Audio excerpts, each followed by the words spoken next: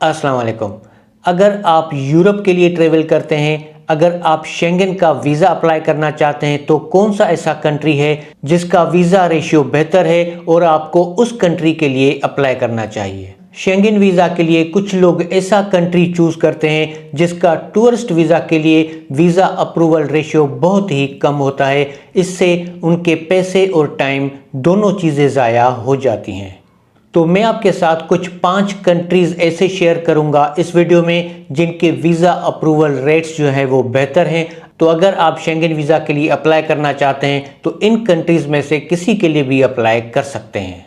और इस वीज़ा के लिए आपकी बैंक स्टेटमेंट कितनी होनी चाहिए, अगर आप सिंगल अप्लाई करते हैं या विथ फैमिली अप्लाई करते हैं तो आपके अकाउंट में कितने पैसे होने चाहिए, फॉर्म आप कहाँ से डाउनलोड कर सकते हैं और वीज़ा एप्लीकेशन आप कहाँ पे सबमिट करेंगे। अगर आप पुर्तगाल के लिए ट्रैवल करना चाहते हैं तो फिर भी कौन सा शेंगन कंट्री है जिसका वीज़ा अप्रूवल रेशियो बेहतर है, उसका वीज़ा अप्लाई करके पहले वहाँ पे जाके फिर वहाँ से आप पुर्तगाल के लिए ट्रैवल कर सकते हैं। ये सारी डिटेल्स मैं आपके साथ शेयर करूंगा इस वीडियो में, जिसके बाद आप खुद एक ऐसा कंट्री चूज़ करके वीज़ा के लिए अप्लाई कर सकेंगे जिसका वीज़ा अप्रूवल रेशियो बेहतर होगा दूसरे कंट्री से और बगैर किसी की हेल्प के आप खुद अप्लाई कर सकेंगे।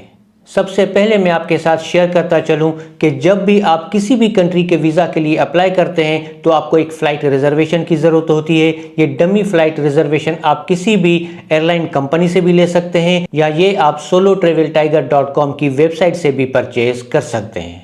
आगे बढ़ने से पहले मैं आपको जल्दी से एक्सप्लेन कर देता हूं कि बेसिक डॉक्यूमेंट्स आपको कौन से चाहिए होंगे अगर आप कोई भी कंट्री चूज़ करते हैं शेंगन वीज़ा के लिए, जिसमें पहले नंबर पे आपका प्रोफेशनल कवरिंग लेटर, जिसमें आप स्ट्रॉन्ग रीजंस देते हैं वहां पे जाने के लिए और वहां से वापस आने के लिए। इसमें आपने टू द पॉइंट बात करनी होती है, आपने कोई भी एक्स्ट्रा चीज़ें नहीं डालनी होती और कोई ऐसी चीज़ मिस नहीं करनी जो एम्बेसी की रिक्वायरमेंट है। दूसरे नंबर पे है day by day travel plan. आपका जितने दिन का भी ट्रेवल प्लान होगा, कितने दिन आप विजिट करेंगे, पहले दिन से लेके आखिरी दिन तक सारी एक्टिविटीज़ आपको जस्टिफाई करनी होती है अपने day by day travel plan में।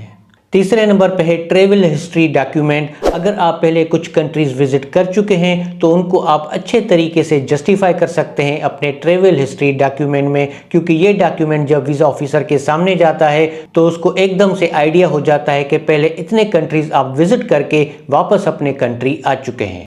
इससे आपके वीज़ा अप्रूवल के चांसेस भी बढ़ जाते हैं। ये 3 डॉक्यूमेंट्स आप खुद भी बना सकते हैं, मगर इसमें गलती की कोई भी गुंजाइश नहीं होती। पहले आप एक अच्छे तरीके से रिसर्च कर लें, उसके बाद ये 3 डॉक्यूमेंट्स आप खुद भी बना सकते हैं। वो लोग जिनको नहीं पता कि ये डॉक्यूमेंट्स कैसे बनते हैं या वो लोग जो ज़्यादा चार्जेस अफोर्ड नहीं कर सकते, उनको ये 3 डॉक्यूमेंट्स और इसके अलावा होटल बुकिंग और फ्लाइट रिजर्वेशन, ये 5 डॉक्यूमेंट्स मेरी टीम भी बना के दे सकती है। इस पे हमने बहुत ही कम चार्जेस रखे हैं जो हर कोई अफोर्ड कर सके। आप इस व्हाट्सएप नंबर पे मैसेज या वॉइस मैसेज करके मेरी टीम से राब्ता कर सकते हैं। अगर शेंगन कंट्रीज़ की तरफ आते हैं तो पहले नंबर पे है स्पेन। स्पेन का रेशियो इस वक्त बेहतर है कंपेयर टू दूसरे डेवलप्ड कंट्रीज से, जैसे कि स्विट्ज़रलैंड हो गया या डेनमार्क हो गया। तो अगर आप स्पेन के लिए अप्लाई करना चाहें तो स्पेन एक बेहतरीन ऑप्शन हो सकता है। स्पेन की visa application BLS visa centre deal करता है, आपने वहीं से अपॉइंटमेंट लेनी होती है और अपने डॉक्यूमेंट्स भी वहीं पे आप सबमिट कर सकते हैं। वीज़ा फॉर्म आपको BLS की वेबसाइट से भी मिल जाएगा, आप वहां से भी डाउनलोड कर सकते हैं। दूसरे नंबर पे है फ्रांस। फ्रांस की visa application AEG visa services वाले डील करते हैं, आपको अपॉइंटमेंट भी वहां से मिल जाएगी, आप अपनी वीज़ा एप्लीकेशन भी वहां पे सबमिट कर सकते हैं। फ्रांस भी एक बेहतर ऑप्शन है अगर आप शेंगन वीज़ा के लिए अप्लाई करते हैं। तीसरे नंबर पे है नेदरलैंड्स। अगर आप शेंगन वीज़ा अप्लाई करते हैं तो नेदरलैंड्स भी आपके लिए एक बेस्ट ऑप्शन हो सकता है।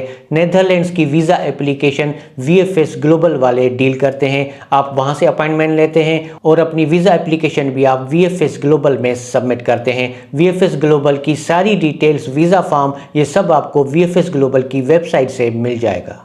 चौथे नंबर पे है चेक रिपब्लिक। चेक रिपब्लिक का वीज़ा रेशियो भी बेहतर है कंपेयर टू दूसरे कंट्रीज से। तो चेक रिपब्लिक की वीज़ा एप्लीकेशन भी VFS ग्लोबल वाले डील करते हैं, आप वहां से अपॉइंटमेंट ले सकते हैं और अपनी वीज़ा एप्लीकेशन भी आप VFS ग्लोबल में ही सबमिट करेंगे। इसकी तमाम डिटेल्स, वीज़ा फॉर्म, ये सब आपको VFS ग्लोबल की वेबसाइट पे भी मिल जाएगा। 5वें नंबर पे है ऑस्ट्रिया। ऑस्ट्रिया शेंगन का एक ऐसा कंट्री है जिसका वीज़ा अप्रूवल रेशियो बेहतर है कंपेयर टू स्विट्ज़रलैंड, डेनमार्क या कोई दूसरा कंट्री। तो अगर आप शेंगन वीज़ा के लिए अप्लाई करते हैं तो ऑस्ट्रिया भी आपके लिए एक बेस्ट ऑप्शन हो सकता है। ऑस्ट्रिया की वीज़ा एप्लीकेशन भी VFS ग्लोबल वाले डील करते हैं, आपको अपॉइंटमेंट भी वहाँ से मिलेगी। आप वीज़ा एप्लीकेशन भी VFS ग्लोबल में ही सबमिट करेंगे। VFS ग्लोबल की वेबसाइट का लिंक आपको इस वीडियो की डिस्क्रिप्शन में मिल जाएगा, जहां से आप पहले चूज़ करेंगे कि आप अप्लाई कहां से करते हैं। अगर आप पाकिस्तान से करते हैं तो आप सिलेक्ट करेंगे पाकिस्तान। उसके बाद आप नेक्स्ट कंट्री सिलेक्ट करते हैं कि आप कहां के लिए अप्लाई करेंगे। वो आप नेदरलैंड चूज़ कर सकते हैं, ऑस्ट्रिया चूज़ कर सकते हैं या चेक रिपब्लिक चूज़ कर सकते हैं। फिर उसकी तमाम डिटेल्स आपको मिल जाएंगी।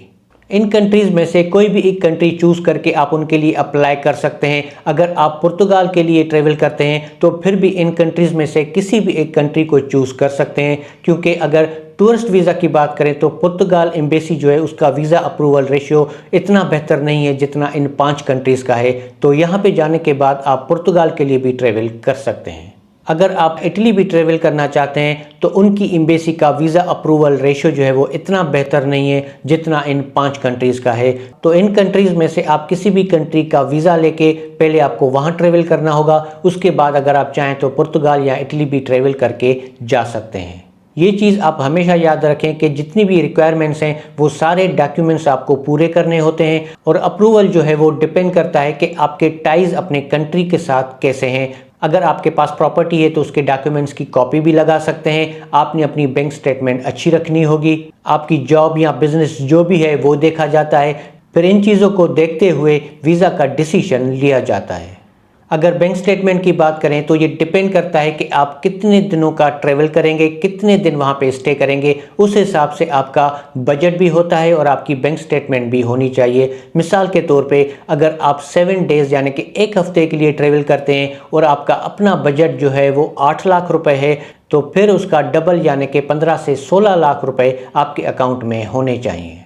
अगर आप मैरिड हैं और अपनी वाइफ के साथ ट्रैवल करते हैं तो फिर आपका जो बजट था 8 लाख, उसका हाफ आपकी वाइफ का भी होना चाहिए। तो अगर आप 1 हफ्ते के लिए विथ वाइफ ट्रैवल करते हैं तो आपके अकाउंट में कम से कम 19-20 लाख रुपए होने चाहिए। अगर आपके बच्चे भी हैं और वो भी साथ ट्रैवल करते हैं तो जितना आपने अपनी वाइफ का बजट रखा है उतना आप अपने बच्चों का भी रख सकते हैं। तो फिर इस तरीके से आप अपनी सारी कैलकुलेशन कर सकते हैं। मैंने आपके साथ ऑथेंटिक इन्फॉर्मेशन शेयर की है, मगर अपना डिसीजन लेने से पहले आपको अपनी रिसर्च करना भी लाजमी है। आप अपनी रिसर्च करें, कौन से कंट्री के लिए अप्लाई करना होगा, सारी रिक्वायरमेंट्स चेक करें। उसके बाद आप अपना डिसीजन लेके आप किसी भी कंट्री के लिए अप्लाई कर सकते हैं।